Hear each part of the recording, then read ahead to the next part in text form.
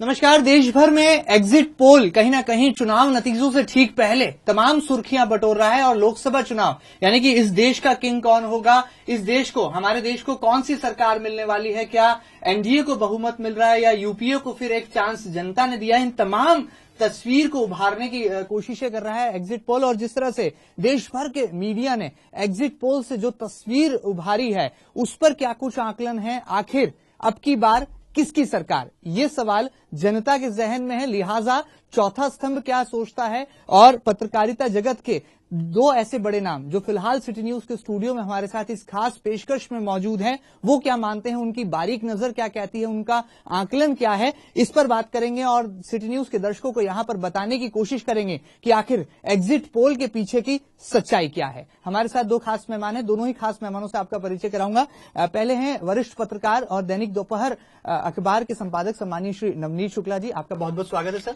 दूसरे हैं webdunia.com के संपादक और हाईटेक युग में जिस तरह से वेब पत्रकारिता लगातार ऊंचाइयों को छू रहा है उसका एक बड़ा नाम, पत्रकारिता जगत का बड़ा नाम, श्री जयदीप कर्णी जी। सर आपका भी बहुत बहुत स्वागत है। दोनों ही खास मेहमान अपनी बेबाक टिप्पणियां यहां पर रखेंगे और जनता को बताने की कोशिश करेंगे कि इन एग्जिट पोल के पीछे की आखिर सच्चाई क्या है और क्या कुछ जनता ने जो है अपना फैसला सुनाया है जो 16 मई यानी कि चुनाव परिणामों के दिन साफ हो पाएगा। सबसे पहले यहां पर नवनीत जी से उनकी टिप्पणी ले लेते हैं। नवनीत जी, आप लंबे समय से देखते आ रहे हैं एग्जिट पोल को लेकर के जो तमाम तरह की टिप्पणियां हैं, जो तमाम तरह की प्रतिक्रियाएं हैं, आपकी क्या पहली प्रतिक्रिया है? देश भर के मीडिया ने एग्जिट पोल किया है और तस्वीर जो उभर कर आ रही है उसमें एनडीए को बहुमत मिलता दिख रहा है। नहीं, देखिए इसमें तो दो मत नहीं है कि एनडीए को बहुमत मिलने की स्थिति तो दिखाई दे रही है, पर पिछले 3 या 4 चुनाव का अगर आप लोकसभा चुनाव का अगर हम एग्जिट पोल देखते हैं तो हर बार ये हुआ है कि कम से कम 30 से 50 सीटों का अंतर आया होगा जी हर एग्जिट पोल में। और जहां मैं समझता हूं, मैंने 2004 का चुनाव या 2004 के चुनाव में तो एनडीए की सरकार 110% बनना तय दिखाई दी गई थी, तो वो 160 के लगभग आगे सिमट गई थी। वहीं 2009 में जो है उन्होंने बताया था कि कांग्रेस को जो है 180 के लगभग, तो 222 पे यूपीए पहुंची थी उस समय भी। तो देखिए सब, एक तो जो एग्जिट पोल का कंटेंट निकालने का तरीका है उसको मैं बहुत ज्यादा बेहतर नहीं समझता हूं, क्योंकि आप 4 लाख या 6 लाख लोगों में से 4000 या 6000 लोगों का एक एनालिसिस करते होगे और उस आधार पे आप अपना एग्जिट पोल निकालते होगे। आप इसमें निश्चित रूप से एग्जैक्ट तो कभी नहीं हो सकता, ये संभव भी नहीं हो पाता, क्योंकि आप कहाँ पूछ रहे हैं, किस क्षेत्र में पूछ रहे हैं, क्या माहौल में पूछ रहे हैं, उसमें आपको ये जानकारी भी नहीं मिल पाती कि आप एग्जिट पोल पर। इसीलिए 100% एग्जिट पोल सही कभी नहीं हो सकता। एग्जिट पोल तो 16 तारीख को जो एग्जैक्ट पोल आएगा वही एग्जैक्ट पोल कहलाता है। बाकी तो उसके पहले ही एग्जिट पोल में हर बार ये होता है कि एक आध का लगभग बैठ गया चैनल पे तो वो बताता रहता है कि हमारा ही इस बार सही बैठा है, पर मैंने आज तक पिछले 4 चुनाव में देखा है कि किसी का भी 100% परफेक्ट एग्जिट पोल नहीं। बिल्कुल ठीक बात है। कहना लाजमी होगा कि एग्जिट पोल पर जनता विश्वास नहीं करेगी, एग्जिट पोल पर विश्वास करेगी और शायद इलेक्शन के जो परिणाम है उसकी तस्वीर के साथ ही साफ हो पाएगा कि देश का आखिर किंग कौन है। जयदीप कर्णी साहब भी हमारे साथ जुड़े हुए हैं। कर्णी साहब, क्या मानते हैं, लगातार आपने भी बहुत लंबा आपका अनुभव है इस तरह की लोकसभा चुनाव से ठीक पहले या कहा जाए नतीजों से ठीक पहले एग्जिट पोल को लेकर के पहली टिप्पणी आपकी क्या बनती है? वही देखिए, क्या है, एग्जिट पोल को लेकर अभी काफी बातें हो रही है और 16 तारीख तक इसके अलावा और किसी के पास कोई चारा भी नहीं। जी बिल्कुल ठीक है। दरअसल एग्जिट पोल जो है वो एक देश के मानस को भांपने का प्रयास है और ये मानस भांपने की जो कोशिश है, इसमें ये जो बहुत सही कहा नवनीत जी ने कि हमने देखा है कि अधिकतर 30 से 50 सीट, जो कि बहुत बड़ी बात होती है। बिल्कुल ठीक, क्योंकि आप तो हम जानते हैं कि अटल जी की जो सरकार थी 13 दिन की, वो केवल 1 वोट से गिर गई थी। तो वहां पर अगर हम 30 से 50 सीटों का अंतर अगर पाएंगे तो निश्चित तौर पर ऐसा लगेगा कि इन एग्जिट पोल्स का क्या फायदा। देखिए एग्जिट पोल्स होते किस तरीके से, यदि आप माने कि 543 पूरी सीटें हैं तो उसमें से हर सीट से वो बमुश्किल 200 लोगों से बात कर रहे हैं। अब आप सोचिए कि कहीं 16 लाख वोटर है, उसमें से 200 लोगों से उन्होंने बात भी की है, तो उन 200 लोगों ने क्या उनको सच बताया कि वो अपना वोट किसको दे के आए हैं? बिल्कुल ठीक। एक बड़ा अंतर जो आता है उसका कारण ये है, ये जरूरी नहीं कि मेरे से भी सवाल पूछा जाए तो मैं अपने वोट किसको दे के आए हूं सही बताऊं। लोग ये सोचते हैं कि सर्वे हो रहा है, बहुत सीरियसली लोग इस तरह की चीजों को लेते नहीं है। एक तो टाइम देना नहीं चाहते इस तरह का फॉर्म लेके या कोई सर्वे के लिए आपके पास आए तो। दूसरा ये सोचता है कि यदि मैंने कांग्रेस को दिया और मैं बीजेपी को बोल दूंगा तो कौन बाद में जांचने वाला है कि मैंने। तो ये जो अंतर आता है इसका एक बड़ा कारण ये है। लेकिन फिर भी जिस तरह के एग्जिट पोल इस बार के हमको ये 16वीं लोकसभा के लिए जो मतदान हुआ है, ऐतिहासिक चुनाव हुए हैं, सबसे लंबे चुनाव है, 9 चरणों में मतदान हुआ है। अब आप ये देखिए कि 54 करोड़ लोगों ने वोटिंग की है। उसमें से 2 लाख 5 लाख लोगों के सैंपल साइज के आधार पे अगर आप ये बता रहे हैं कि इतनी सीटें आएंगी तो वो जो बात चल रही है कि मोदी की लहर है, सुनामी है, उसी को वो रिफ्लेक्ट कर रहे हैं। तो कई बार ये भी होता है कि चौराहे पे खड़ा हुआ आदमी जिससे सर्वे किया जा रहा हो सकता है वोट देने न गया हो, बिल्कुल ठीक बात, लेकिन उसने देखा कि देश में मोदी की लहर है तो मैं कहूंगा कि मैंने मोदी को वोट दिया। पर फिर भी जैसे हम कोई इम्तिहान देके आते हैं, अपना पर्चा देके आते हैं और हम कोशिश करते हैं ये पता लगाने की कि हमको इसमें कितने नंबर आएंगे, ये उस तरह की एक एक्सरसाइज है जिसका अपनी एक जगह है लोकतंत्र में और उसकी जगह बनी रहना चाहिए और फिर उस पर चर्चा होती है। उसके बाद उसके परिणाम, जैसा नवनीत जी ने भी कहा कि बहुत ज्यादा आगे पीछे होते हैं, वो एक चीज है। इसको मुझे लगता है समय के साथ यदि इसमें परिपक्वता आएगी तो हो सकता है कि हम आंकड़ों के ठीक करीब आए। लेकिन अभी जो एग्जिट पोल आए हैं वो तो सारे के सारे कह रहे हैं कि अब की बार मोदी सरकार, बिल्कुल जो लोग इसको सुन रहे हैं उनको ये लग रहा है कि यदि ऐसा नहीं होगा तो बहुत आश्चर्य की बात है, और अगर ऐसा हो रहा है, बस ये जरूर है कि इन सारे एग्जिट पोल्स में भी आप देखिए कि भारतीय जनता पार्टी को मिलने वाली सीटों की संख्या 218 से लेके 284 तक है। बिल्कुल बिल्कुल। तो ये उनके, आप तो बात करने की बाद के परिणामों में आप देखिए कि उन एग्जिट पोल्स में एक चाणक्य का बहुत दिलचस्प सर्वे आया है जिसमें वो 340 सीटें दे रहा है एनडीए को, जिसमें अकेले भारतीय जनता पार्टी को उन्होंने बहुमत से कहीं ज्यादा सीटें दे रखी है। लेकिन इसमें एक और तथ्य दिलचस्प है, इसी चाणक्य ने दिल्ली विधानसभा चुनाव के समय आम आदमी पार्टी को 33 सीटें बताई थी, जबकि सब उनको 8 या 10 सीटें बता रहे थे और उनको 28 सीटें सचमुच आई थी। बिल्कुल बिल्कुल बिल्कुल। ये हालांकि जो उन्होंने लोकसभा चुनाव में प्रेडिक्शन किया है वो कितना सच होगा हम नहीं बताते, पर एक दिलचस्प तथ्य है क्योंकि 300 सीटों पर तो कुल चुनाव लड़ी भारतीय जनता पार्टी, उनमें से उनको 280 सीटें मिल जाएं इसकी संभावना बहुत कम लगती है। लेकिन ये एक दिलचस्प आंकड़े हैं जिनकी जुगाली सारे देश में हो रही है और मुझे लगता है कि 16 तारीख तक तो इसके अलावा कोई चारा भी नहीं है। बिल्कुल ठीक बात है। कहीं ना कहीं इस देश में किसकी सरकार बनेगी इसकी तस्वीर साफ करने के लिए जरूर देश भर के मीडिया समूहों ने इस तरह के एग्जिट पोल को अंजाम दिया है। और शायद जिस तरह से जयदीप जी भी कह रहे थे कि 54 करोड़ लोगों ने अपने मताधिकार का उपयोग किया है और उसमें से महज एक छोटा सा सैंपल पिक करके और उस पर आकलन करना कहीं ना कहीं ये बेमानी होगी, क्योंकि जनता को भी इंतजार है 16 मई का ही। हालांकि इतना जरूर है कि एग्जिट पोल को नकारा भी नहीं जा सकता, दोनों सिक्के के दोनों पहलू हैं। हो सकता है कि ये तमाम जो एग्जिट पोल्स हों, शायद जो मोदी की लहर का कहीं ना कहीं बयां कर रहे हैं, मोदी की लहर की कहानी बयां कर रहे हैं, वो सच हो। लेकिन साफ जो फैसला है, जो तस्वीर है, इस देश को नेतृत्व किसका मिलेगा, इसका फैसला जरूर 16 मई को होगा। दर्शकों को यहां पर बता दें कि देश भर के जो तमाम रिनोन मीडिया समूह है उन्होंने जो सर्वे किया है उसमें जो आंकड़े निकल कर आए हैं वो बड़े ही गौर करने वाले हैं। अगर हम न्यूज 24 चाणक्य की बात करें तो उन्होंने तकरीबन 340 सीटें जो हैं एनडीए को दी हैं, जबकि यूपीए का जो आंकड़ा है वो 70 पर सिमट कर रह गया है और 133 अन्य राजनीतिक दलों को जगह मिली है। जबकि आज तक और सिस्ट्रो के यहां पर एग्जिट पोल में 272 का जादुई आंकड़ा जो है एनडीए छूता नजर आ रहा है और तकरीबन 115 सीटें यूपीए के खाते में है, जबकि 156 अन्य राजनीतिक दलों के। इंडिया टीवी और सी वोटर के अगर एग्जिट पोल की बात करें तो तकरीबन 290 सीटें जो हैं एनडीए को मिली हैं और 101 सीटें यूपीए के खाते में जाती दिखाई दे रही हैं, जबकि 153 अन्य राजनीतिक दलों के पास है। टाइम्स नाउ और ओआरजी के अगर सर्वे की बात करें, एग्जिट पोल की बात करें तो 249 सीटें एनडीए को यहां पर वो दे रहे हैं और 148 पर यूपीए का आंकड़ा सिमट गया है, जबकि 146 अन्य राजनीतिक दलों के हैं। तो कुल मिलाकर जो एग्जिट पोल के आंकड़े हैं ये वाकई में एक जुगाली का मौका भी दे रहे हैं और शायद देश का चौथा स्तंभ या कहा जाए जो पत्रकारिता जगत के बड़े नाम हैं वो भी इस एग्जिट पोल को लेकर अपनी अलग अलग राय यहां पर दे रहे हैं। प्रतिक्रियाओं का दौर लगातार जारी है, राजनीतिक दलों में भी प्रतिक्रियाएं साफ तौर पर देखने को मिल रही है। हालांकि कांग्रेस पार्टी ने इन तमाम एग्जिट पोल के आंकड़ों को खारिज किया है। सबसे पहले यहां पर जिस तरह से मोदी लहर की बात हो रही है तो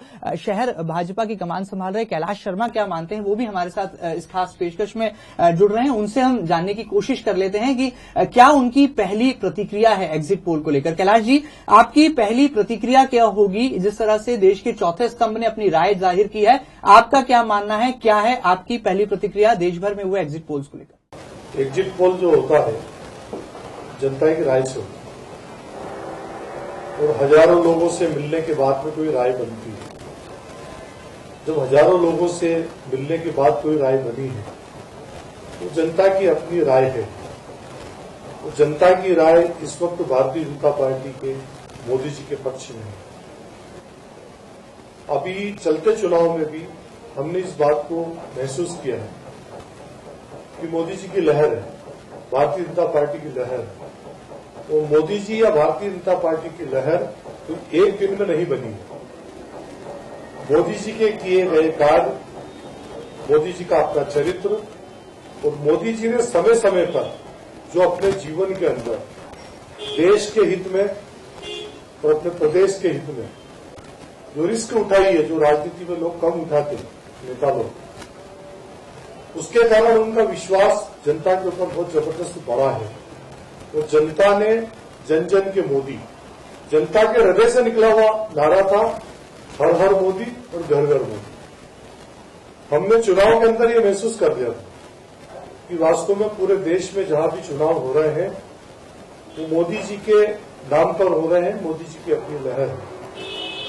और ये लहर भारतीय जनता पार्टी का बूथ स्तर का जो कार्यकर्ता है उसने जो बूथ के ऊपर अपने क्षेत्र में, अपने नगर में, अपने मोहल्ले में जो विश्वास पैदा किया है, जो मोदी जी की बात को नीचे तक पहुंचाया है, उसके कारण एक ही विश्वास बना है। भारतीय जनता पार्टी की एक विशेषता है कि भारतीय जनता पार्टी अपने कार्यकर्ता पर आधारित पार्टी है।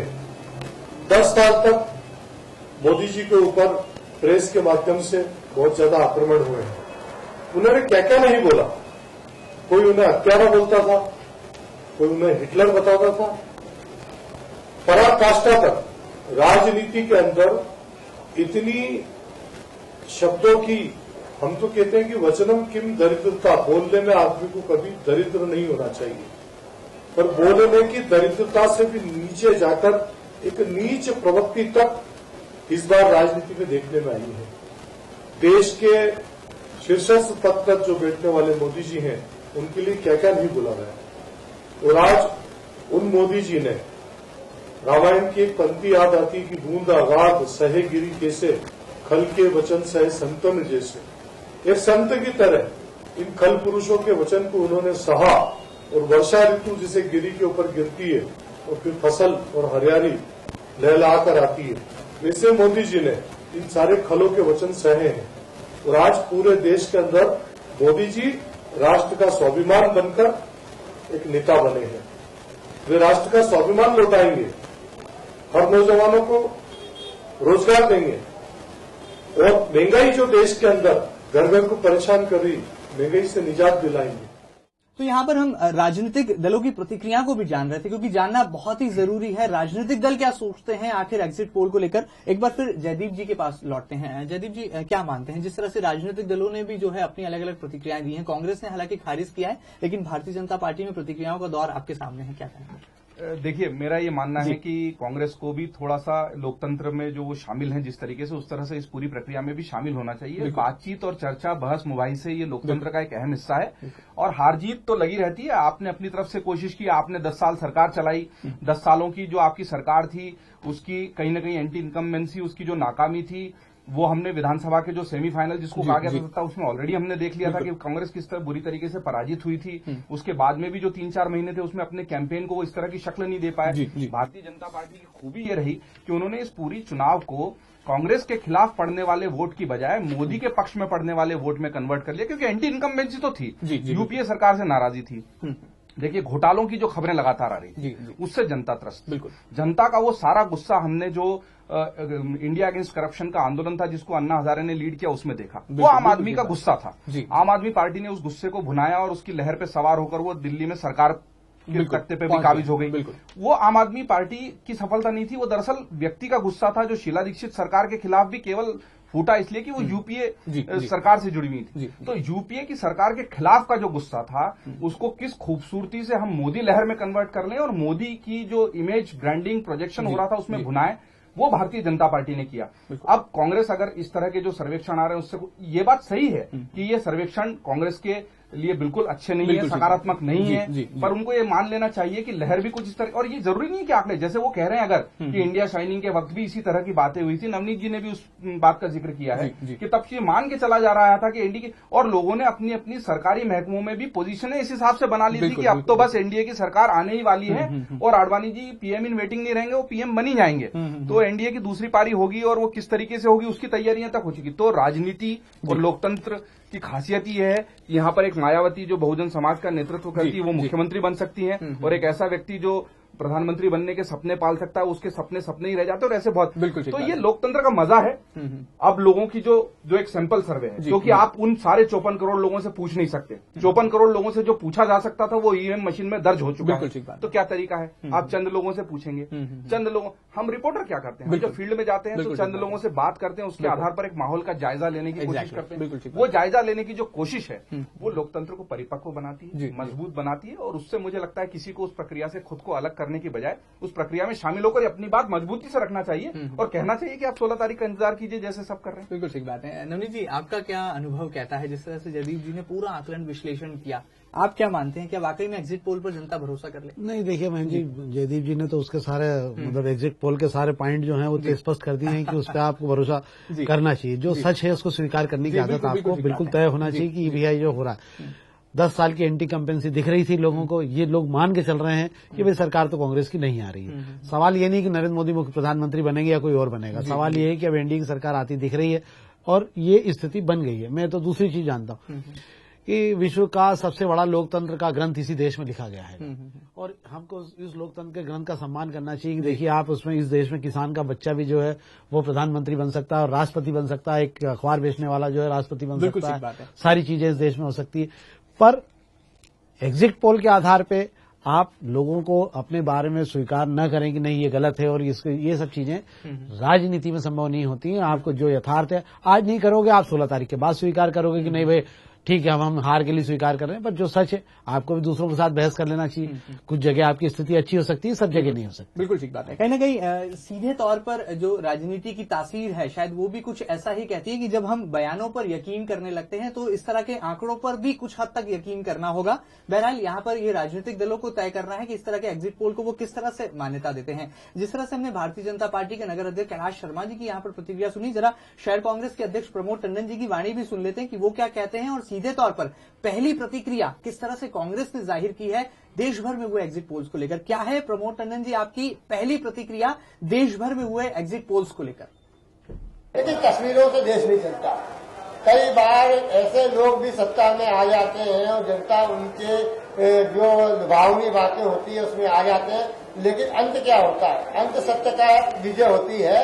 और मैं इस बात को कह सकता हूं कि भारतीय जनता पार्टी, एक उदाहरण आप देखिए, केजरीवाल नाम के व्यक्ति का उदय हुआ।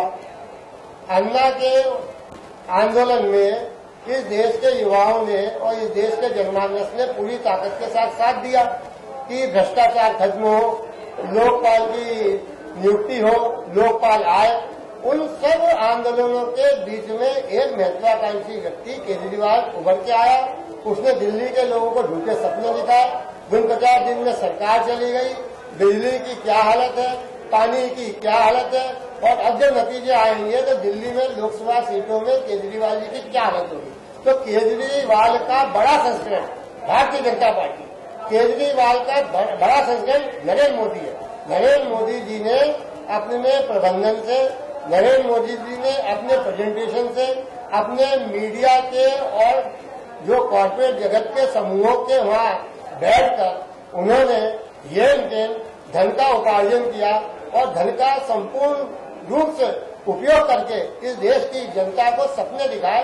वो सपने यथार्थ में कहीं भी पूरे नहीं हो पाए। यहाँ पर लगातार राजनीतिक दलों की प्रतिक्रियाएं जो है साफ तौर पर देखने को मिल रही है। हालांकि कांग्रेस ने सीधे तौर पर खारिज किया है। कांग्रेस आलाकमान भी इस तरह के एग्जिट पोल्स को लगातार खारिज करता आया है। क्या कहेंगे आपकी नवनीत जी, सीधे तौर पर स्वीकार्यता भारतीय जनता पार्टी में दिख रही है लेकिन कांग्रेस खारिज कर रही है? नहीं, वो तो देखिए उसमें कांग्रेस की गलती नहीं मानता हूं मैं। जो हारता है वो स्वीकार नहीं करता है, या लोकतंत्र में ये तो है, और जो जीतता है वो पहले से बताने लग जाता है। ये सारे एग्जिट पोल जो है ना, ये दोनों को कंसीडर ही नहीं होंगे किसी भी हाल में। दोनों पार्टी, किसी एक पार्टी के लिए बहुत अच्छा होगा, किसी एक पार्टी के लिए बहुत खराब होगा। कि जिसका खराब होगा वो कहेगा नहीं मैं तो मानता ही नहीं हूं और आप समय का इंतजार करिए, उस दिन सब कुछ हो जाएगा। पर मैं फिर भी कह रहा हूं कि जो एक टेंटिवली कंटेंट तो दिखता है आपको, हंडी का चावल तो दिख रहा है आपको कि हंडी का चावल ही इतना पका हुआ है, तो फिर उसको स्वीकार करने की आदत आपको डाल लेनी चाहिए। बिल्कुल ठीक बात है। जयदीप जी, आपकी रिएक्शन क्या है? इसमें क्या है, एक दिलचस्प बात ये भी है कि पुराने जो एग्जिट पोल है, जो पिछले 4 चुनावों के एग्जिट पोल की नवनीत जी शुरुआत में बात कर रहे थे, उसमें आप देखिए कि कुछ एग्जिट पोल कह रहे थे कि बहुमत आ जाएगा, कुछ कह रहे थे कि नहीं आएगा। इस बार के जो एग्जिट पोल हैं उसमें समानता ये है कि सभी मान के चल रहे हैं कि एनडीए की सरकार तो बन रही है। कुछ ये मान रहे हैं कि भारतीय जनता पार्टी को खुद को 272 नहीं मिलेंगी और वो जो सहयोगी हैं एनडीए के, जो उन्होंने प्री पोल अलायंस की हैं, मतलब उनको पोस्ट पोल अलायंस की जरूरत नहीं पड़ेगी, ये स्पष्ट हो रहा है। और कुछ एग्जिट पोल जैसे मैंने कहा, ये न्यूज 24 और चाणक्य वाला, वो तो ये मान के चल रहा है कि 272 भी क्रॉस कर जाएंगे, लेकिन अल्टीमेटली एनडीए की सरकार बनेगी, ये उनका मानना है। अब इसमें ये एक लोकतांत्रिक प्रक्रिया है और चूंकि चुनाव हो गए हैं और 12 तारीख से 16 तारीख के बीच का इंतजार है। एक अच्छी बात चुनाव आयोग ने ये की कि पहले तो एग्जिट पोल उसी दिन जब आप वोटिंग करते थे तो शाम को आ जाते थे, तो जहां जिन चरणों का मतदान बचा है निश्चित तौर पे उनको प्रभावित करते थे। तो अब तो इनको आपको बिल्कुल निरपेक्ष मानना चाहिए कि कम से कम किसी वोटिंग को प्रभावित नहीं कर सकते पूरे होने के बाद। बल्कि मैं एक दिलचस्प बात आपको बताऊं, आज जैसे मैं चूंकि इंटरनेट पे दिन भर, आज इंटरनेट पे अभी भी कांग्रेस के विज्ञापन चल रहे हैं कि दंगे करवाने वाली भारतीय जनता पार्टी की सरकार मत चुनो। अरे भाई साहब, 12 को तो वोटिंग खत्म हो गई, अब वो इनकी जो विज्ञापन एजेंसी वो इंटरनेट से विज्ञापन हटाना भूल गई होगी, लेकिन वो विज्ञापन अभी भी चल रहे हैं जिसमें बताया जा रहा है कि कैसे अमित शाह के जाने की वजह से उत्तर प्रदेश में दंगे हो गए। अब आप आज बताइए उसका कुछ प्रभाव पड़ेगा?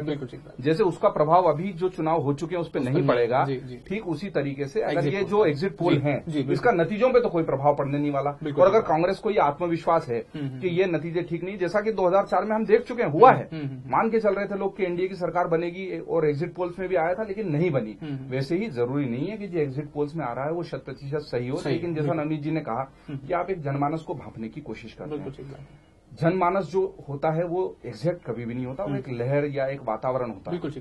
वातावरण बना कांग्रेस के खिलाफ और वातावरण बना भारतीय जनता पार्टी के पक्ष में। भारतीय जनता पार्टी की एक सबसे बड़ी खूबी ये भी रही कि उन्होंने अपने पिछले अनुभवों से सीख लेते हुए नरेंद्र मोदी का प्रोजेक्शन बहुत पहले किया, विधानसभा चुनावों से भी पहले। बिल्कुल ठीक। आप एक और दिलचस्प बात देखिए कि जो शिवराज सिंह चौहान मध्य प्रदेश में अपना चुनाव विधानसभा का लड़ने से पहले और अपनी तीसरी पारी, जो पहले मुख्यमंत्री जो तीसरी बार चुन के आए, वो भारतीय जनता पार्टी की आला कमान को और संघ के आला लोगों को ये कहने गए थे कि आप नरेंद्र मोदी को प्रधानमंत्री पद का उम्मीदवार विधानसभा चुनावों के पहले मत घोषित कीजिए, नहीं तो मुझे नुकसान होगा, खासतौर पर मुस्लिम वोटों का। भारतीय वो शिवराज सिंह चौहान जो 25 नवंबर को वोटिंग वाले दिन शाम को पत्रकारों से बातचीत करते हुए ये कहते हैं कि मुझे 130 से 135 सीटें मिलने की उम्मीद है, वो मोदी लहर पे सवार होकर 165 सीटों तक पहुंच जाते हैं। उससे एक और दिलचस्प आंकड़ा है जो हम बात करें कि ये जो पूरी स्ट्रेटेजी बनी है, इसमें आप देखिए कि उन्होंने एक व्यक्ति को न केवल प्रोजेक्ट किया, उसके लिए पूरा टीम वर्क किया। और भारतीय जनता पार्टी का संगठन जितना सक्रिय विधानसभा चुनाव में था उतना नहीं था। आप इंदौर की बात करें अगर, तो कांग्रेस के प्रत्याशी की नामांकन रैली में जितनी भीड़ थी उतनी भारतीय जनता पार्टी की प्रत्याशी की रैली में भी भीड़ नहीं, क्योंकि संगठन के स्तर पर जो सक्रियता विधानसभा चुनाव, लेकिन सक्रियता कहां थी? सक्रियता टीम मोदी की थी, सक्रियता मोदी लहर की थी और सक्रियता संघ के नेटवर्क की। बिल्कुल ठीक। तो अगर उन्होंने विधानसभा चुनाव में अपने संगठन के ढांचे को बुनाया और इस चुनाव में संघ के नेटवर्क को बुनाया, उन्होंने, आप ये देखिए कि कई जगह तो प्रत्याशियों की, मंदसौर में बात हो रही थी कि रघुनंदन शर्मा को टिकट मिलेगा, लेकिन वो जीतने वाले कैंडिडेट, एंड टाइम पे सुधीर गुप्ता को टिकट दिया गया, कमजोर कैंडिडेट माने जा रहे थे, लेकिन लहर कुछ भी कर सकती है और यदि लहर पर सवार होकर वो भी जीत जाते हैं तो संघ ने और मोदी ने जो कार्ड खेला।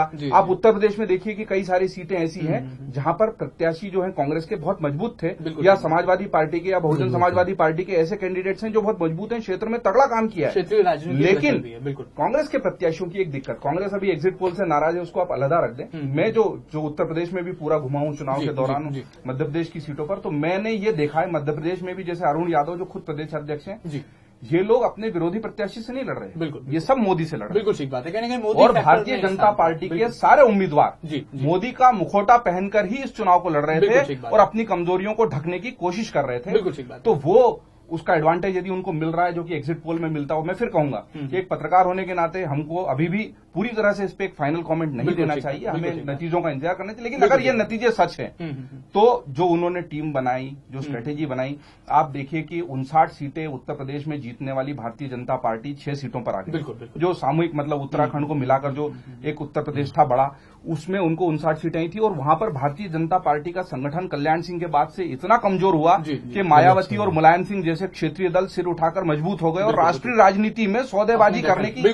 उन्होंने जो पावर गेन कर ली, वो कांग्रेस और बीजेपी के उसको उन्होंने फिर से पलटा। अमित शाह जो बाहर के आदमी है, उन्होंने जाके उत्तर प्रदेश में बूथ स्तर के कार्यकर्ता से इतना, तो ये सब कांग्रेस को भी, कांग्रेस जिसने सेवा दल बनाया, आज वो सेवा दल कहाँ है? यूथ कांग्रेस की आपकी विंग्स कहाँ है? आपका एनएसयूआई कहाँ है? वहां एबीवीपी मजबूत हुआ है, भारतीय जनता युवा मोर्चा मजबूत हुआ है, संघ के लोगों को सबसे बड़ी पीड़ा मध्य प्रदेश में यही रही है कि आदिवासी बेल्ट में आप जाइए तो उनको आज भी इंदिरा जी के अलावा कोई नहीं जानते, इंदिरा जी को वोट देना चाहते हैं। उस आदिवासी बेल्ट में उन्होंने लगातार काम किया है। तो ये जो नतीजे आ रहे हैं, आज हम एग्जिट पोल को डिस्कस कर रहे हैं, 16 तारीख को हम नतीजों को भी डिस्कस करेंगे। नतीजे कमोबेश हो सकता है यही रहे, नहीं भी रहे तो भी हम चर्चा करेंगे। लेकिन बात यह है कि ये आंकड़े जो आए हैं वो जमीनी मेहनत से, जमीनी हकीकत से, देश का जो पूरा परिवेश था, 10 साल के यूपीए की सरकार की नाराजगी थी, उससे निकल के आए।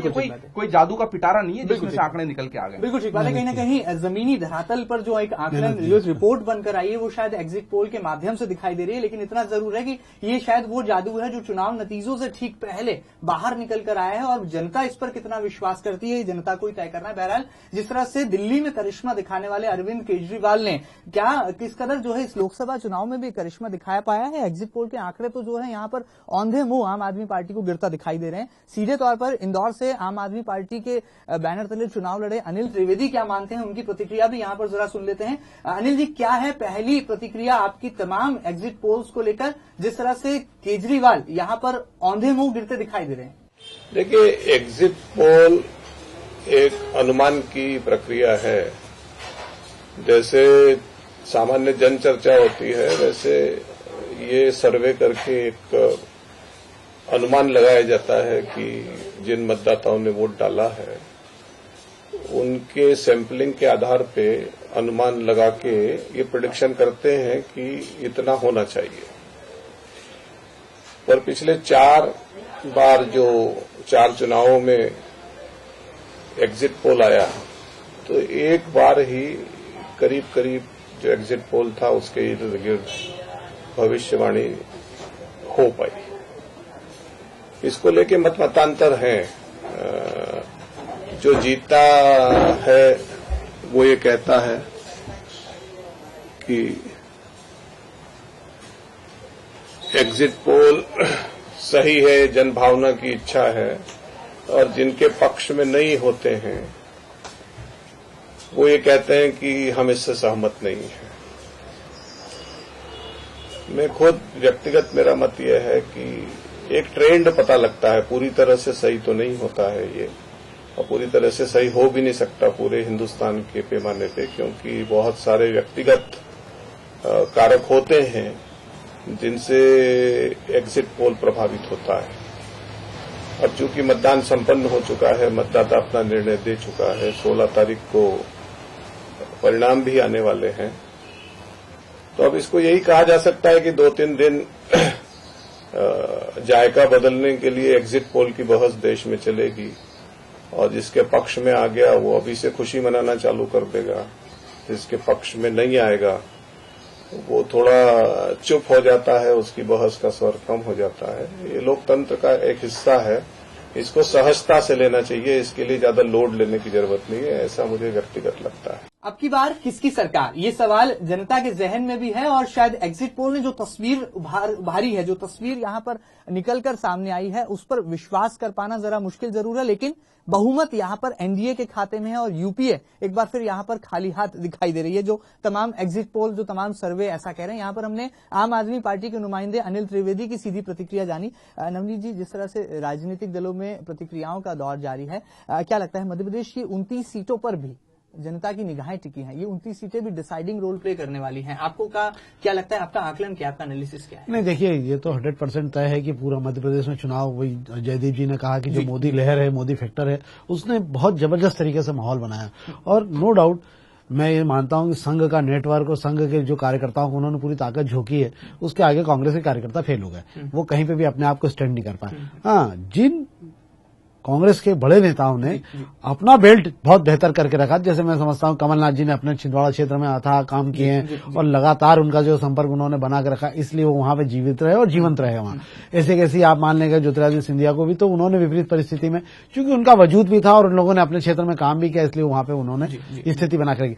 पर बाकी लोगों को, जो भी सांसद आपके रहे हैं, वो केवल, जैसे मैं उज्जैन का उदाहरण मानता हूं, उज्जैन में पिछले बार लोगों ने प्रेमचंद गुड्डू को नहीं जिताया, वहां जटिया को हराया था लोगों ने।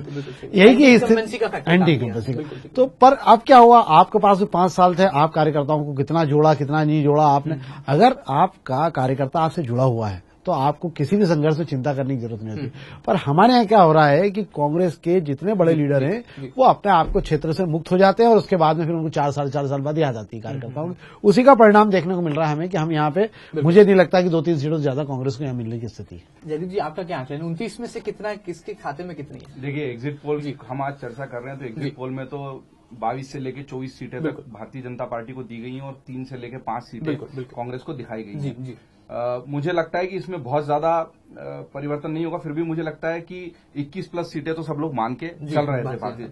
उसका एक बड़ा कारण यह है कि भारतीय जनता पार्टी, अगर हम पिछले चुनाव की बात करें तो पिछले चूंकि दोनों बार ही विधानसभा चुनाव हुए और उसके 3-4 महीने के अंतराल में, तो विधानसभा चुनाव में पिछली बार भी 145 सीटें भारतीय जनता पार्टी को मिली और उससे वो बहुत आत्मविश्वास से भर गई। उस आत्मविश्वास का नतीजा हमने ये देखा कि 12 सीटें कांग्रेस को मिली। उन 12 सीटों में से आप देखिए कि मालवा निमाड़ के बेल्ट में 6 सीटें मिली और लक्ष्मीनारायण पांडे और जटिया जैसे धाकड़ खिलाड़ी उनके विकेट डाउन हो गए। वो इसलिए हुए कि उन्होंने ये भरोसा किया कि ये लोग हैं और इनके खिलाफ एंटी इनकम्बेंसी नहीं होगी। इस आत्मविश्वास से, अति आत्मविश्वास जिसको हम कहते हैं, उससे सबक लेके उन्होंने इस चुनाव में बहुत ध्यानपूर्वक अपने कैंडिडेट्स को खड़ा किया, बदला, नए चेहरे भी सामने लाए। कई जगह तो जैसे सावित्री ठाकुर इस तरह के उम्मीदवार हैं जो पहली बार चुनाव लड़ रहे हैं। तो ऐसे लोग जो पहली बार चुनाव लड़ रहे हैं उनको उन्होंने ढूंढ के निकाला और उन्होंने कोशिश की जनता के सामने नए चेहरे। और कांग्रेस भी सजग थी। देखिए, कांग्रेस ऐसा नहीं कि सजग नहीं थी। जहां पर इन्होंने खरगोन में अपने सिटिंग मेंबर ऑफ पार्लियामेंट को बदला है भारतीय जनता पार्टी ने, वहीं कांग्रेस ने धार में अपने सिटिंग मेंबर ऑफ पार्लियामेंट को बदला है। तो इस पूरे मालवा निमाड़ के क्षेत्र पर जिस तरीके की मेहनत हुई और बाकी सारी महाकौशल में, बुंदेलखंड में भी जिस तरह की मेहनत हुई, आप देखिए नेक टू नेक फाइट जैसी स्थिति तो बना दी थी। जिस तरह के कैंडिडेट्स का सिलेक्शन हुआ था, केवल 3 या 4 कैंडिडेट हम ऐसे मान सकते हैं कि कमजोर थे, लेकिन उसके बावजूद भी जो फायदा में, जैसे अरुण यादव के पास एक लंबी राजनीतिक विरासत है और खुद का काम है, प्रदेश अध्यक्ष भी हैं, केंद्र की सरकार में भी रहे, तो उसके बाद भी यदि वो वहां से बताया जा रहा है कि उनकी स्थिति एग्जिट पोल के हिसाब से तो कमजोर है, तो मुझे नहीं लगता कि इसमें मोदी लहर के अलावा और संघ ने जो मेहनत की उसके अलावा कोई बड़ा कारण हो सकता है। मंदसौर में आज मीनाक्षी नटराजन ने राहुल की कोर टीम का हिस्सा रही है, उनकी जो छवि है, जो इस तरह की मेहनत उन्होंने अपनी सीट के लिए की है, आप देखिए कि विरोधी प्रत्याशियों ने भी उनपे कोई बड़ा आरोप, कोई लांछन, कोई किसी तरह का नेगेटिव कमेंट उनके ऊपर नहीं किया है। इसका मतलब कैंडिडेट के लिए उनके पास, वरना चुनाव में सब होता, हमने देखा कि इस पूरे चुनाव में किस तरह का निंदा, आरोप, प्रत्यारोप हुए हैं। तो कांग्रेस के प्रत्याशियों के खिलाफ 2-3 सीटों को छोड़ दें तो इस तरह के आरोप नहीं लगे हैं, तो इसका मतलब ऐसा कोई पॉइंट सामने वाले के पास, इंदौर में भी यदि कांग्रेस के प्रत्याशी के पास सांसद के खिलाफ पॉइंट्स थे तो वो उन्होंने लिए हैं। बल्कि मैं कहूंगा कि जिस तरह का आक्रामक कैंपेन इंदौर में अपनाया गया, उस तरह की कैंपेनिंग शायद वो पहले करते तो हो सकता है बेहतर, क्योंकि पिछली बार केवल 11,000 की लीड से यहाँ की सांसद जीती हैं, जो 1 लाख 1.5 लाख वोटों से जीतती रही हैं। पर इस बार बड़ा फैक्टर जो है वो मोदी का फैक्टर है, इसलिए जो एंटी इनकम्बेंसी पिछली बार भारतीय जनता पार्टी के सांसदों पर लागू थी वो इस बार लागू नहीं है। तो 29 सीटों में से यदि 21+ सीटें भारतीय जनता पार्टी की आती हैं तो इसमें कोई आश्चर्य की बात नहीं। और जो नवनीत जी ने कहा बिल्कुल ठीक बात है, केवल वो सांसद जिन्होंने अपने गढ़ के रूप में अपनी संसदीय सीट को संभाला है वो इस लहर में पार हो रहे हैं। आप देखिए लहर क्या कर सकती है, जैसे केवल एक विधायक इन विधानसभा चुनाव में इंदौर जिले में पूरे वो कांग्रेस की सीट निकाल पाए थे, बाकी सब भारतीय जनता पार्टी, क्योंकि भारतीय जनता पार्टी के पक्ष में लहर थी।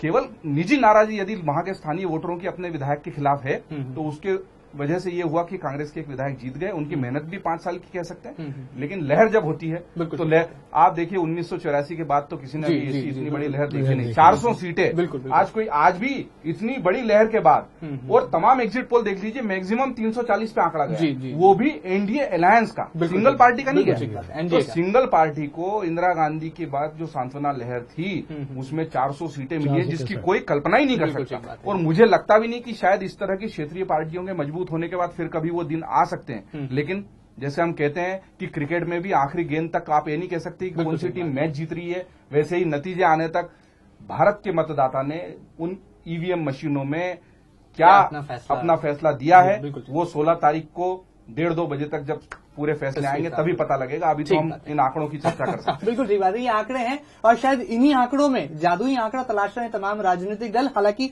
एनडीए और यूपीए के बीच में जो तमाम दूरियां हैं वो फिलहाल एग्जिट पोल में तो साफ हो चली हैं। आगे बढ़ते हैं और हमारे साथ शहर कांग्रेस के अध्यक्ष प्रमोद टंडन भी बने हुए हैं, भारतीय जनता पार्टी के नगर अध्यक्ष कैलाश शर्मा भी बने हुए हैं और आम आदमी पार्टी से चुनाव लड़े अनिल त्रिवेदी भी बने हुए हैं। तीनों ही खास मेहमानों से जरा बहुत ही संक्षिप्त में एक सवाल कर लेते हैं। यहाँ पर पहला सवाल शहर कांग्रेस के अध्यक्ष प्रमोद टंडन से करते हैं कि राजनीतिक दलों की रणनीति कितनी काम आई। अगर कांग्रेस की बात करें तो इन एग्जिट पोल पर टिप्पणी के बाद उनकी रणनीति को लेकर वो क्या मानते हैं और क्या उन्हें अब भी है 16 मई का इंतजार। सीधे यहाँ पर सुनेंगे क्या है प्रमोद टंडन जी की सीधी सफाई। देखिए, भीड़ दो तरह की होती है, एक भीड़ इकट्ठी की जाती है और एक भीड़ अपने आप आती है। कांग्रेस की भीड़ कांग्रेस की नीतियों से आती है। राहुल गांधी की भीड़ इकट्ठी करी हुई भीड़ नहीं होती है, स्वमेव आते हैं। आज गांधी परिवार ने इस देश के लिए जो किया है, इस देश की जनता उसको न कभी भूलती है, न कभी उसको अस्वीकार करने का वो कोई कदम उठाती है। आज यदि हम इंदिरा गांधी के गरीबी हटाओ नारे की बात करें, हम विश्व स्तरीय कार्यक्रम की बात करें, राजा महाराजाओं के प्रिविलेज खत्म करने की बात करें, बैंकों के राष्ट्रीयकरण की बात करें, हरित क्रांति की बात करें और राजीव गांधी के आधुनिकीकरण की बात करें, संचार क्रांति की बात करें, 18 साल के मताधिकार की बात करें, पंचायती राज को अधिकार देने की बात करें और इन दोनों की शहादत जिस तरह से इंदिरा गांधी ने इस देश के लिए बलिदानी दी और राजीव गांधी ने बलिदान किया है, तो गांधी परिवार के प्रति इस देश का आवाम उनके प्रति बहुत ही आदर और श्रद्धा की तरह देखता है। इसलिए उनके वहां जो भीड़ आती है वो अपने आप आती है। मोदी जी की भीड़ ये न तेन पैसा खर्च करके संघ परिवार की मशीनरी का उपयोग करके कट्टरपंथी लोगों की भीड़ इकट्ठी की जाती है। यहाँ पर हमने शहर कांग्रेस के अध्यक्ष प्रमोद टंडन की सीधी प्रतिक्रिया जानी। अब बारी है भारतीय जनता पार्टी के नगर अध्यक्ष कैलाश शर्मा की वाणी सुनने की। कैलाश शर्मा जी, क्या मानते हैं सीधे तौर पर अब की बार किसकी सरकार, क्या मोदी सरकार का जो नारा भारतीय जनता पार्टी ने दिया था आपको साकार होता दिख रहा है? क्या जनता को आप कहना चाहेंगे कि अब भी वो 16 मई का इंतजार करें इन तमाम नतीजों की सच्चाई जानने के लिए, एग्जिट पोल की सच्चाई जानने के लिए? हमने सबसे महत्वपूर्ण कार्य हमारा जो बूथ स्तर का कार्यकर्ता है, जो हमेशा जनता के बीच में रहता है, आंदोलन की बात हो या चुनाव में वोट निकालने की बात हो, हमारा वही कार्यकर्ता मेहनत करता है और उसकी अपनी पकड़ प्रत्येक मोहल्ले में होती है, प्रत्येक घर में होती है। तो हमने जो रणनीति बनी थी कि एक कार्यकर्ता को 10 घर दिए थे, वो 10 घर के अंदर जाएगा और अपनी भारतीय जनता पार्टी की रीति नीति और देश के अंदर कांग्रेस के कारण जो समस्याएं खड़ी हुई है, भ्रष्ट नेताओं के कारण जो समस्याएं खड़ी हुई है, उसको जाकर व्यक्तिगत चर्चा करें। और समय समय पर हमने जन जागरण के हिसाब से कुछ पर्चे निकाले, कुछ बुकलेट निकाले, किताबें निकाली और कुछ अखबार के ऐसे जो लेख जागरूक पत्रकारों ने लिखे, उन पर लोगों के बीच में जाकर बताया कि देखो देश किस परिस्थिति में चल पड़ा। उसका हमने भरपूर उपयोग लिया। अभी देश के अंदर सोशल मीडिया, जिसकी नौजवानों के अंदर जबरदस्त पकड़ है, फेसबुक के माध्यम से, ट्विटर के माध्यम से या अन्य कोई साधन है, उसके माध्यम से भी हमने हमारी बात पूरी तरह पहुंचाई। नौजवान लोगों को बड़ी संख्या में जो इस विधा के अंदर प्रवीण हैं, वो जानते हैं, उनका हमने उपयोग लिया। और इसमें जो सबसे बड़ी अच्छी बात है वो ये है कि हमने इसका उपयोग एक कार्यकर्ता के रूप में लिया। हमने उसे कभी भी कमर्शियल स्थिति से नहीं लिया। हमने उन कार्यकर्ताओं को भारतीय जनता पार्टी कार्यालय बुलाया, पहले उन्हें देश के विषय में बताया, वो स्वयं जागे और जब उन्होंने बोला कि नहीं, देश में मेरी कुछ भूमिका होना चाहिए, उन्होंने फिर जनता के बीच जाकर अपनी बात रखी, पार्टी की बात रखी और जनता को जगाया। तो प्रत्येक घर में हमारी पहुंच हुई है और प्रत्येक घर में जो हमारी पहुंच हुई है उसका नतीजा है कि आज देश एक स्वर में ये बात कर रहा है। आप देखें कि भारतीय जनता पार्टी और भारतीय जनता पार्टी का विराट परिवार इस बार एकजुट होकर इस पूरे चुनाव में लगा है और पूरे भारत के अंदर कहीं भी भारतीय जनता पार्टी या उसके बड़े और विराट परिवार के अंदर कहीं भी कोई डिस्प्यूट देखने को नहीं मिला। और यही कारण है कि भारतीय जनता पार्टी का जो परिवार है वो एकजुट रहा। उन्होंने अपने बूथ के कार्यकर्ता को एकजुट रखा और बूथ का कार्यकर्ता ने अपना संपूर्ण कर्तव्य पूरा किया, 5 घर जाकर, 10 घर जाकर। तो आज देश के अंदर एक लहर पैदा हुई। जी बिल्कुल, यहाँ पर कैलाश शर्मा जी की हमने बात सुनी। आम आदमी पार्टी की तरफ से चुनाव लड़े अनिल त्रिवेदी क्या मानते हैं? अनिल जी, इंदौर लोकसभा सीट से खूब पसीना आपने बहाया यहाँ पर, और अब जो एग्जिट पोल यहाँ पर एक चुनावी तस्वीर उभार कर दे रहा है, जो चुनावी तस्वीर उभर कर आ रही है, क्या लगता है आम आदमी पार्टी को कहीं कोई स्थान नहीं मिला? उसके बावजूद क्या है, अब आपको भी 16 मई का इंतजार? देखिए, जो भी परिणाम आए वो जनता का फैसला है, उसको कबूल करना चाहिए। क्योंकि हम गलत हो सकते हैं, राजनीतिक दल गलत हो सकते हैं, पर किसी देश की जनता गलत नहीं हो सकती। तो जनता का जो भी परिणाम है उसको लोगों ने स्वीकार करना चाहिए, चाहे वो किसी के पक्ष में हो, चाहे कोई विपक्ष में हो। क्योंकि हमने संवैधानिक रूप से ये तय किया और ये 16वीं बार है कि जनता के वोट से ही सरकार निकलती है। अब उस पर सरकार का रूप क्या होगा, रंग क्या होगा, कैसे चलेगी न चलेगी, ये सब भविष्य के गर्भ में है। पर लोकतंत्र में जो भी जनादेश आता है उसको वेलकम करना चाहिए, उसको स्वीकार करना चाहिए और जो जीते हैं उनने भी उसकी कदर करनी चाहिए और जो नहीं जीत पाए उनने आगे व्यापक तरीके से जनता की ताकत को बढ़ाने का काम करना चाहिए। वाकई में कहीं ना कहीं देश का चौथा स्तंभ जो राय रखता है वो कहीं ना कहीं जनता की भावना को परिलक्षित करती है, जनमानस की भावना को परिलक्षित करती है। एक आईना समाज का है पत्रकारिता। लिहाजा जाते जाते क्या कुछ दोनों ही हमारे खास मेहमानों की टिप्पणियां हैं एग्जिट पोल को लेकर और जनता के पक्ष में आखिर क्या है चौथे स्तंभ के पास, ये भी जान लेते हैं। सबसे पहले नवनीत जी आपके पास आते हैं। जनता के पक्ष में क्या है? जनता को एग्जिट पोल की सच्चाई हमने बताई, पर्दे के पीछे की कहानी हमने यहाँ पर बयां की, राजनीतिक दलों की प्रतिक्रियाएं भी जान ली। अब आप क्या कहना चाहेंगे? 16 मई बेहद नजदीक है, चुनाव नतीजे के पड़ाव पर जो है जनता खड़ी है। लोकतंत्र के सबसे बड़े जो 16वीं लोकसभा को लेकर चुनाव हुए हैं उसकी यहाँ पर फैसलों की घड़ी है, क्या कहेंगे आप? देखिए ऐसा है महेंद्र जी इसमें कि सबसे पहले तो जो चौथा स्तंभ है उसकी पूरी इस बार कसौटी जो है वो जांचने का समय भी आ गया है। बिल्कुल, क्योंकि बहुत बारी आरोप लगते हैं मीडिया पे कि बिक गए हैं, अपने हिसाब से सर्वे आ रहे हैं, अपने हिसाब से बना बाजारवाद है और सब पेड न्यूज में सब अपने हिसाब से बना के दिखा रहे हैं क्योंकि सबके अलग अलग एनालिसिस और अलग अलग फिगर आ रहे हैं। और मेरा ये मानना है कि अगर इसमें सच्चाई नहीं निकली या इनमें नहीं निकला तो अगली बार आप चाहे ईमानदारी से भी सर्वे कर लेंगे तो भी चौथे स्तंभ पे लोग भरोसा करने के लिए तैयार नहीं होंगे। मतलब विश्वसनीयता की कसौटी पर खड़ा है चौथा स्तंभ। जयदीप जी, बहुत संक्षिप्त में आपकी क्या राय है?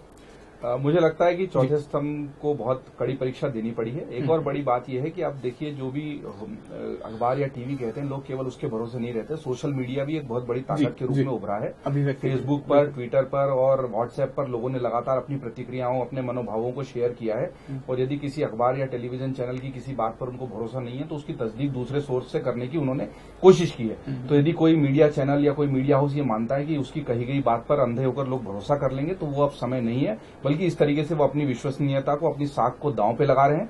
ये बात भी सही है कि इस तरह के आरोप लगे हैं और कुछ मामलों में आरोप सही भी पाए गए हैं। लेकिन इस पूरे चुनाव में एक कड़ी अग्नि परीक्षा हुई है। जहां हम एक और इन आरोपों की बात कर रहे हैं वहीं मीडिया से ही होने के नाते मैं ये भी कहना चाहूंगा कि यही वो चुनाव है जिसमें लगातार 1.5-2 महीने तक तमाम पत्रकारों ने खुद फील्ड में जाकर बहुत मेहनत की है लोगों तक अपनी रिपोर्ट पहुंचाने के लिए, जानकारियां पहुंचाने के लिए। आप देखिए टेलीविजन चैनल के भी, अखबारों के भी, वेब माध्यमों के भी पत्रकार जिस तरीके से फील्ड में घूमे हैं, गांव-गांव गए हैं, लोगों की राय जानने की कोशिश की है, माहौल बनाने की, जागरूकता लाने की कोशिश की है, उसके लिए उनके प्रयासों को निश्चित तौर पर हमें सराहना चाहिए। और जो लोग अच्छी पत्रकारिता में विश्वास करते हैं उन्होंने अपना काम अच्छे से किया है। बिल्कुल सही बात है। यहाँ पर सीधे तौर पर अब एग्जिट पोल के बाद अब जनता को एग्जैक्ट पोल का इंतजार है और जिस तरह से एक तस्वीर यहाँ पर उभर कर आई है वो जरूर एनडीए को बहुमत दे रही है और यूपीए का जो है पलड़ा वो कहीं किसी हद तक भी जो है भारी होता दिखाई नहीं दे रहा है। और साफ तौर पर देश में विकल्प के तौर पर उभरी आम आदमी पार्टी को भी कहीं कोई जनता ने शायद लगता है स्थान नहीं दिया है। बहरहाल ये सवाल 16 मई तक कायम रहेगा कि अब की बार किसकी सरकार, लेकिन चौथे स्तंभ की राय जगजाहिर है, जनता के सामने है। अब जनता को तय करना है कि उन्होंने जो फैसला सीधे तौर पर ईवीएम मशीन में कैद किया है वो किस तरह से 16 मई के दिन यानी कि चुनाव नतीजों के साथ उभर कर सामने आएगा। हम दोनों ही खास मेहमानों का शुक्रिया अदा करेंगे, बहुत बहुत धन्यवाद देंगे। रणवीर शुक्ला जी आप हमारे साथ जुड़े, जयदीप कर्णिक जी आप हमारे साथ जुड़े और सीधे तौर पर जनता को चौथे स्तंभ की जो है बातचीत है, जो कहा जाए चौथे स्तंभ की सीधी राय है, उससे अवगत कराया।